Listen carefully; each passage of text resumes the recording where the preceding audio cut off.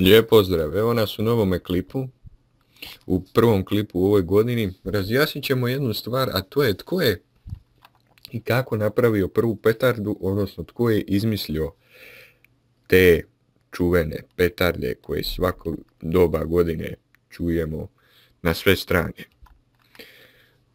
Petarde ovako, ne bi bilo zanimljivo odmah da kažem, ali eto, izmislili su ih Kinezi. Međutim, to nije toliko zanimljivo, idemo s pravom pričom.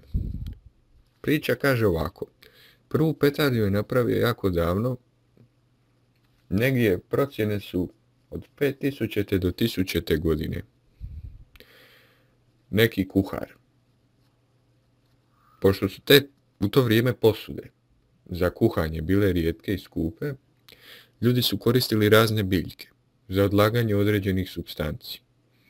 Na primjer, Kina, sami znate, poznata po bambusima, pa su se tamo odlagali recimo šuplje stabljike bambusa.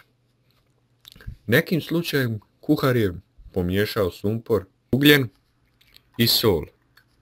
I što se dogodilo?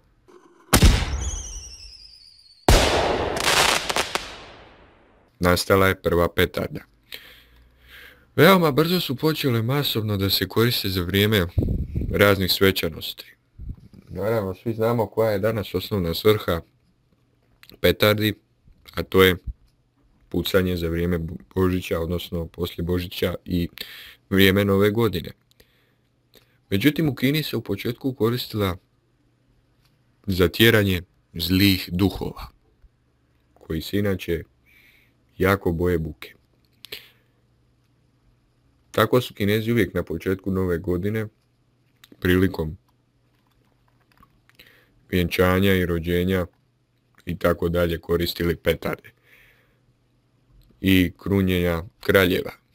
Marko Polo, jedna zanimljivost, je donio petarde u Europu, tako da je Italija zapravo bila praktički prva europska zemlja koja je počela masovnije da proizvodi pirotehnička sredstva.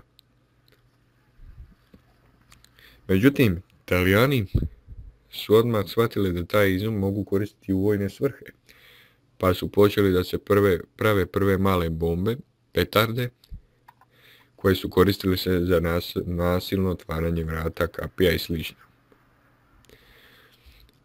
Riječ petarda sama, ajde da je kažemo i to, dolazi od starofrancuske riječi petard, nisam dobro izgovorio, ali nema veze, odnosno to break wind ili ispustiti gas, zrak, jeli. Engleski izraz za petardu je firecracker,